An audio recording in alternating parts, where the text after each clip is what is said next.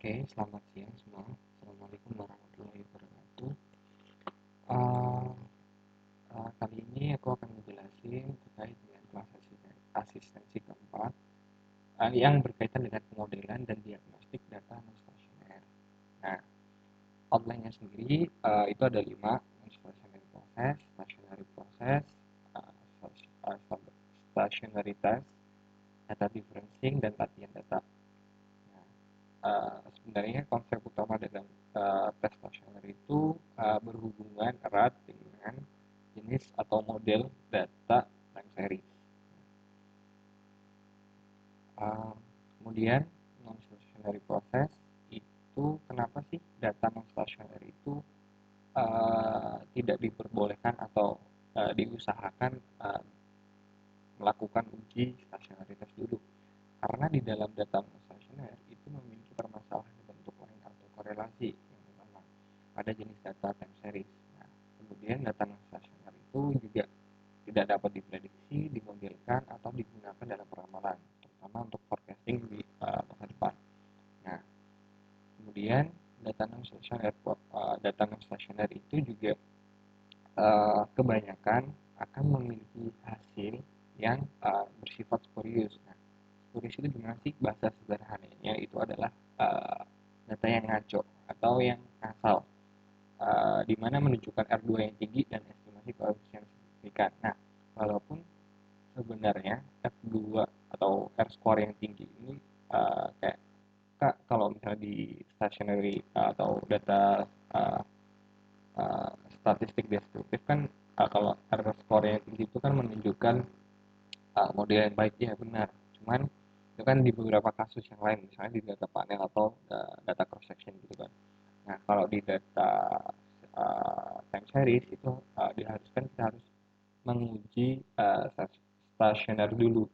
Makanya kalaupun data non stasioner yang dipakai kayak percuma gitu, kayak kosong, tidak ada artinya.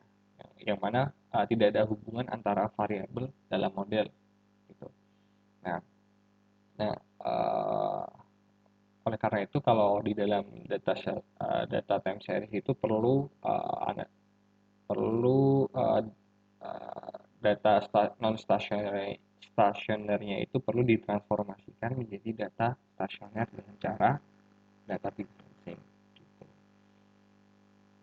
Kemudian di dalam non stationary process itu ada 4 data stokastiknya atau jenis model stokastik data time series. Yang pertama itu ada random walk di sini, ya kan? Atau bisa dibilang itu pure random walk. Kemudian ada random walk with trend, kemudian ada trend. Nah, ada 4. Uh, untuk lebih jelasnya akan gue jelasin ini.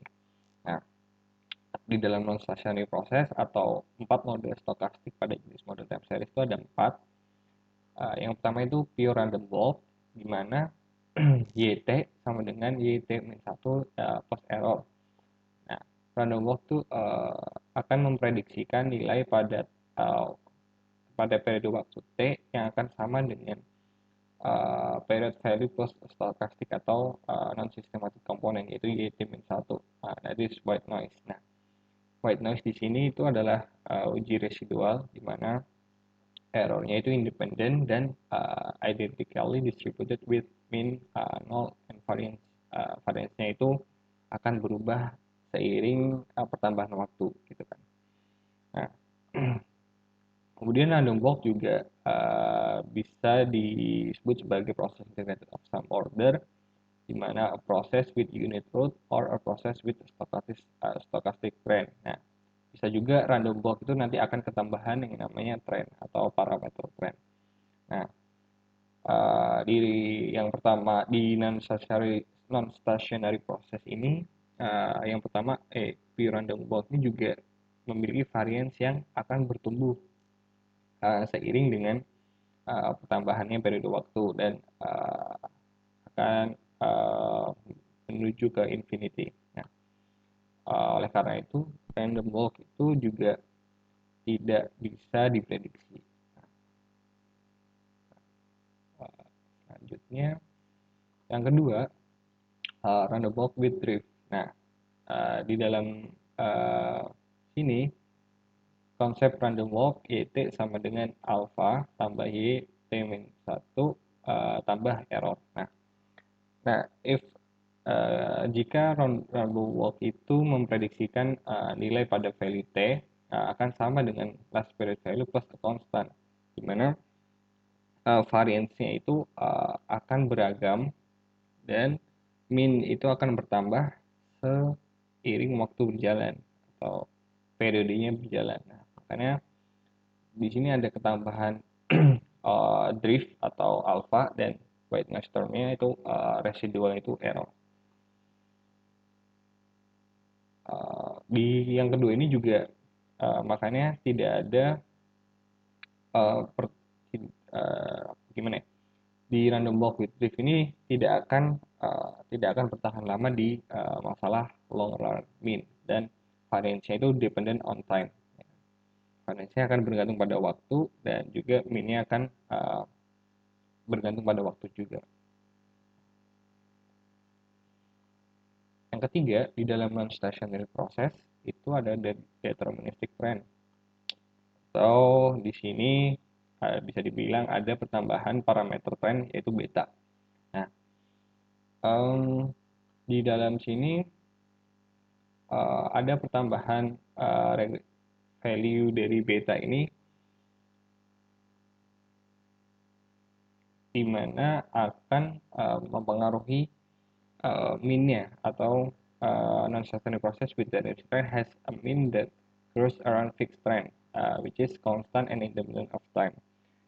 Variance-nya akan tetap konstan dan mean-nya itu akan berubah sepanjang pertambahan waktu. Contohnya, symbol of time trend itu population, growth, inflation, deflation, dan sebagainya. Kemudian yang terakhir, yang keempat, random walk with drift and deterministic trend. Nah, di sini tuh kayak gabungan dari yang kedua dan ketiga. Jadi ada pertambahan drift komponen yaitu alpha dan parameter dari trend yaitu B. Nah, sebenarnya stationary process itu apa sih? Nah, data stationary itu kan ibaratnya data yang sudah dibersihkan kan. Kalau bahasa sederhananya ketika kalian mengolah data itu kan simpelnya harusnya di dalam Excel ataupun di dalam aplikasi lain yang olah data sebelum masuk ke Excel misalnya atau sebelum masuk ke Stata itu kan harus diolah dulu kan kayak dirapihin, disesuaikan dengan konsep tabelnya gitu kan. Nah, itu yang udah disesuaikan dengan kebutuhan penelitian pada time series kalau data stasioner. Nah, makanya data stasioner itu juga bisa disebutkan sebagai suatu data yang dikatakan memiliki sifat stasioner apabila data tersebut tidak memiliki kecenderungan terhadap tren tertentu, yaitu yang keempat tren sebelumnya tadi. Nah, data stasioner itu juga data yang distribusi probabilitasnya stabil dari waktu ke waktu, di mana memiliki ciri yang pertama itu means-nya konstan, ya kan? Expected-nya itu memiliki nilai means-nya konstan dan variance-nya juga konstan, di mana kurang dari infinite atau variance-nya itu lebih ke homoskedastis, ya, bukan hetero ya. Nah, yang ketiga itu covariance-nya hanya bergantung pada jarak, misalnya per 2 hari atau per 4 hari gitu. Jadi kayak tidak beragam. Gitu.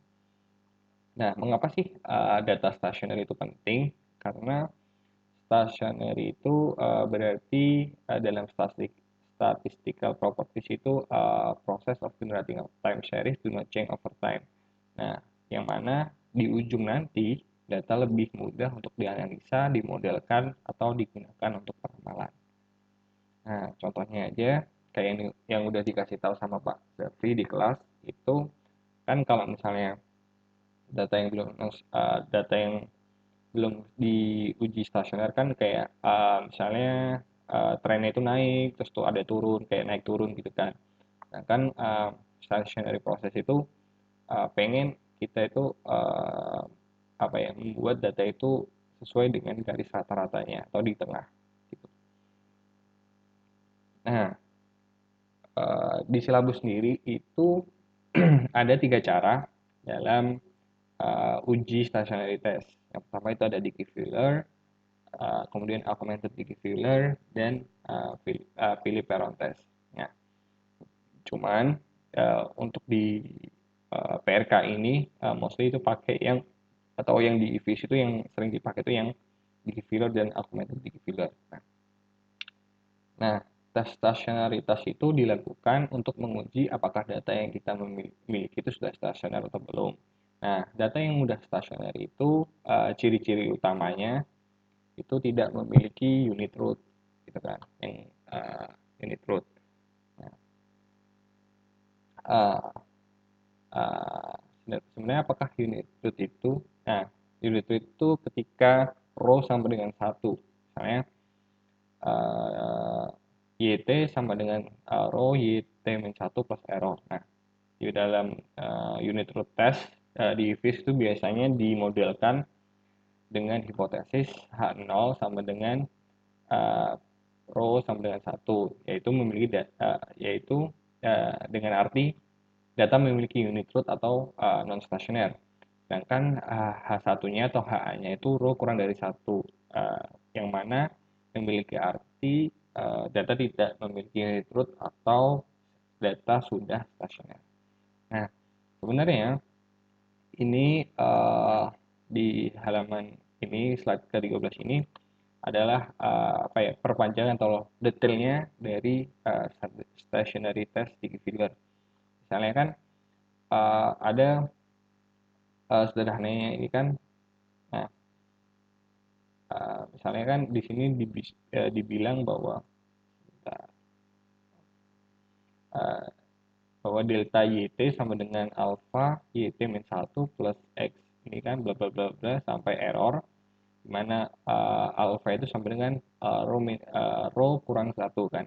Nah, itu sebenarnya perpanjangan dari ini ya, kayak aku udah tulisin bahwa YT sama dengan rho YT min 1 plus error kan awalnya tadi yang di bagian ini di view random walk kan. Nah, sedangkan kalau misalnya kita jabarin itu ada Y, kalau misalnya persamaan kalau di SMA kan ini bisa ditukar ke sebelah kiri kan. Kalau kita mau mengeliminasi YT-1 berarti kan kita harus menambahkan minus YT-1 di sini juga di sebelah kanan juga gitu kan. YT minus YT-1 sama dengan row YT-1 kurang YT-1 plus error kan. Nah, ini delta YT sama dengan dalam kurung row min 1 YT min 1 plus error P gitu kan. Nah, makanya di sini alpha sama dengan row min 1 gitu kan. Nah, makanya bisa dibilang hipotesisnya itu selain yang ini sebenarnya ujungnya nanti juga sama kayak ini. Cuman ini penjabaran aja. Nah, jika alpha sama dengan 0 maka row sama dengan 1 atau data non stasioner, di mana misalnya kan alfanya sama dengan 0 berarti kan P-nya itu kan nanti minus satunya kan pindah ke kiri kan, gitu kan, sama dengan 1 gitu. Nah, jika alfa kurang dari 0 maka P-nya itu kurang dari 1 atau datanya stasioner gitu. Oke. Nah, selanjutnya ke bagian keempat, data differencing. Nah, data differencing itu apa sih? Data differencing itu adalah upaya untuk membuat data menjadi stasioner. Umumnya, data harga, misalnya di dalam harga saham, itu harga saham mostly tidak, apa ya, kebanyakan tidak stasioner. Oleh karena itu, biasanya kita melakukan first differencing atau hasil first differencing dari selisih harga saham adalah return saham atau expected ET ini kan. Nah, misalnya nih, data harga ASI itu tidak stasioner jika dilihat dengan grafik karena kan biasanya terlalu besar kan jaraknya. Nah, perlu dilakukan uji stasioner dengan uji augmented Dickey-Filler. Nah, kalau di VIS itu kebanyakan menggunakan ADF ini atau augmented Dickey-Filler, di mana versi extended dari Dickey-Fillernya. Nah, kenapa sih bedanya ADF sama Dickey-Filler biasa itu? kalau di ADF itu bisa melakukan auto regressive model, atau yang kemarin udah diajarin Pak Zafri, kita bisa melakukan ARMA model atau ARIMA gitu, gitu kan. Pakai di mana P itu ada flag-nya. Kita bisa ngetes auto regressive modelnya. Nah, nah, contohnya kan kayak gini misalnya kan, uh, kalau kita nanti sambil latihan, kalau kita lihat secara sekilas kan berarti ini kan naik turun kan, kayak ada tren dan sebagainya, naik ini ada yang naik dan turun kan. Makanya perlu dilakukan uji stasioner. Nah, nah, ini juga kalau kalian lihat, kalau sebelum diuji stasioner juga probability-nya masih uh, accept, kayak handle-nya kayak memiliki unit root kan, jadi datanya masih tidak stasioner kan. Not reject. Oke, jadi langsung aja kita latihan buat ngebuktiin bahwa data stasioner itu bisa membuat uh, apa ya, data itu menjadi tidak memiliki unit root atau stasioner. Nah, nanti gue akan aku akan nyertain juga data file saham daily 5 tahun. Nah, langsung aja buka Eclipse-nya. Sorry. Nah, buat datanya kayak gini, nanti kalian download juga bisa buat latihan. Nah, buat step-step awalnya itu kan sama kayak open as foreign file, kemudian ini kan udah dimodelkan sesuai dengan apa yang kalian buat di Excel. Makanya aku saranin aja kalau bisa Excelnya itu udah rapi dulu baru dimasukin ke FViews, biar kalian itu nanti mudah juga dan tidak ribet gitu, kayak oh ini kolom kolom A, kolom C, kolom E gitu kan. Nah, ini oke, berarti selanjutnya tinggal next aja. Oke, ini dipilih skip row karena date-nya itu udah supaya terdeteksi dan sebagainya. Sesuai, next. Kemudian ini next lagi. Oke. Nah, karena ini juga date by series, karena di Excel kan udah sesuai dengan time series kan. Jadi langsung aja. Oke, misalnya buat aku.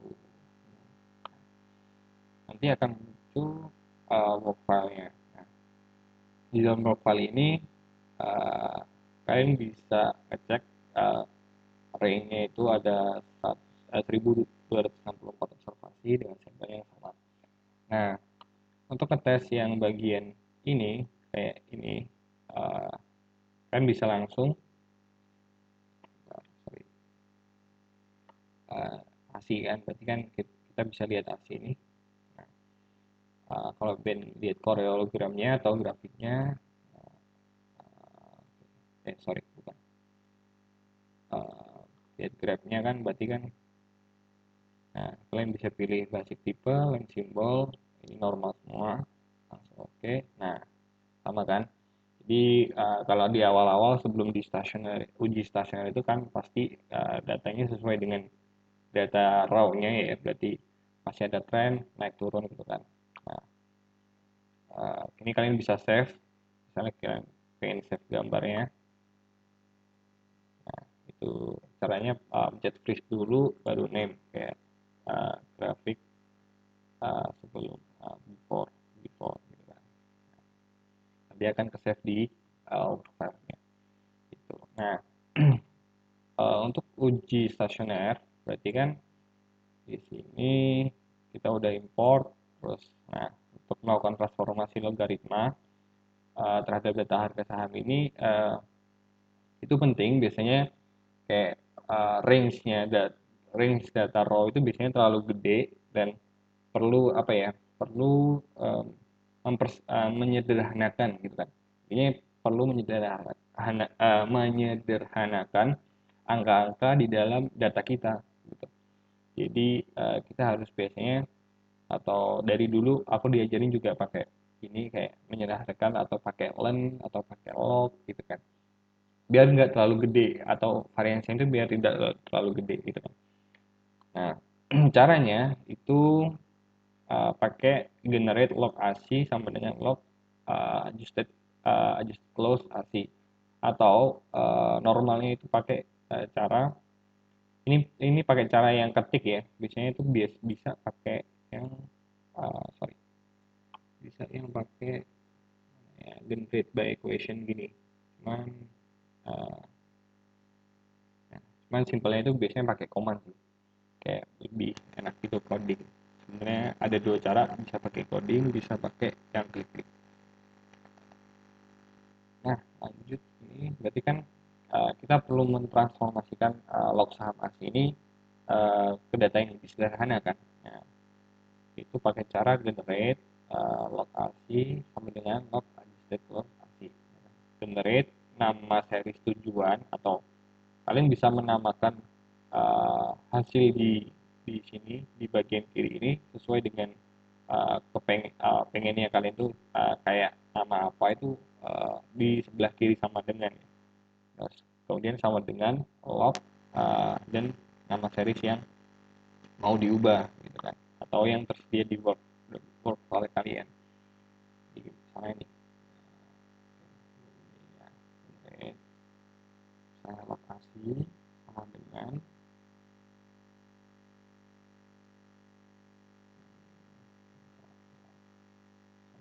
log adjusted close AC. Karena nama adjusted close AC ini disesuaikan dengan nama yang di sini nih. Enter, bakal muncul lokasi. Nah, ini kan. Nah, data yang lebih sederhana setelah di logaritma ini, atau buat logaritma. Nah, kita bisa lihat grafnya masih sama karena kita menyederhanakan dari sebelumnya aja. Oke, hilang.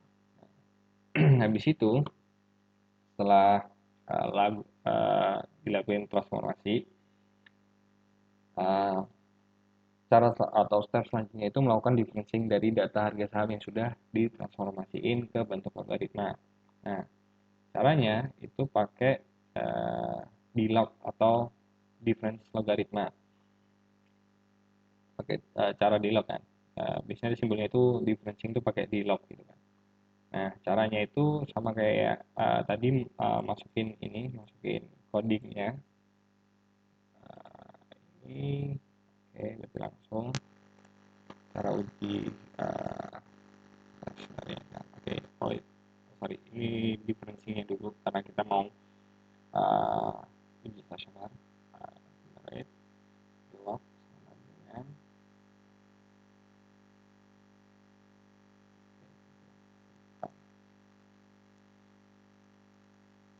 kita mau namain file differencingnya itu dengan bulk asini ya, difference log dari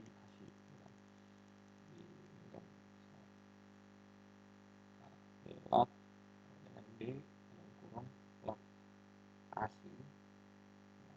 Log asli ini kan dari sebelumnya, generate sebelumnya kan, kita mau difference in dari hasil logaritma sebelumnya.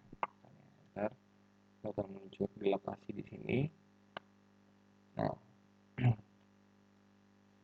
view, kita mau lihat dulu lainnya, basic type, line, symbol. Oke, nah datanya kan udah berbeda kan. Dari sini udah lebih stasioner atau sudah dilakukan differencing sekali. Kita bisa save dengan freeze. Oke, name, graphic, actor. Kita bisa save nya di sini kan. Jadi kan nanti bisa di sini. Nah, bisa muncul lagi. Oke. Nah, setelah melakukan differencing terakhir, kan ini udah dicek kan, grafiknya itu udah terlihat stasioner kayak yang ini kan.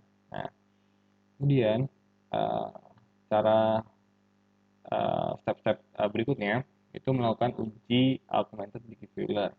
Nah, caranya itu kita bisa bentar lagi deh.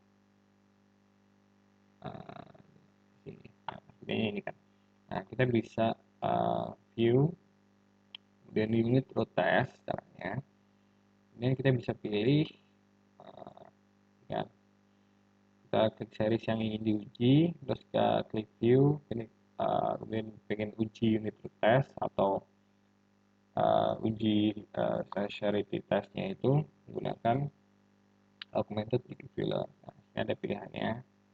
Kita pilih augmented diffuser, kemudian kita tes for unit root in level karena tadi udah di difference satu kali dengan cara di log ini, ngeread di lokasi sampai dengan di lokasi. Kita pilih yang level, kemudian di bagian include in test equation ini kita pilih yang non karena asumsi di awal kita kan pakai yang pure random walk. Kalau misalnya kalian nanti ada yang modelnya itu random walk with diff atau random walk with trend, itu nanti bisa pilih yang intercept dan atau yang uh, model yang keempat tadi yang gabungan dari trend dan intercept. Nah, di sini pilih yang Swatch Info Criterion. Sebenarnya ini akan masuk ke asistensi berikutnya. Nanti akan gue kasih materinya. Untuk sekarang pilih yang Swatch Info Criterion ini aja. Klik OK. Nah, ini muncul kan di data yang nah, semoga kelihatan. Nah, semoga kelihatan. Di sini kan nilai probability-nya jadi 0 setelah dites stationary atau uji stasioner. Yang mana berarti di sini ya, aku ini dulu ya sama yang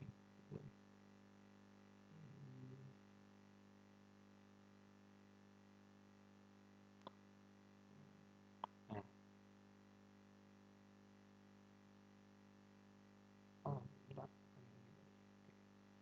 nah, ini aku mau bandingin ketika belum di ini kan di uji atau di difference ini sekali. Nah, bedanya kan ini berarti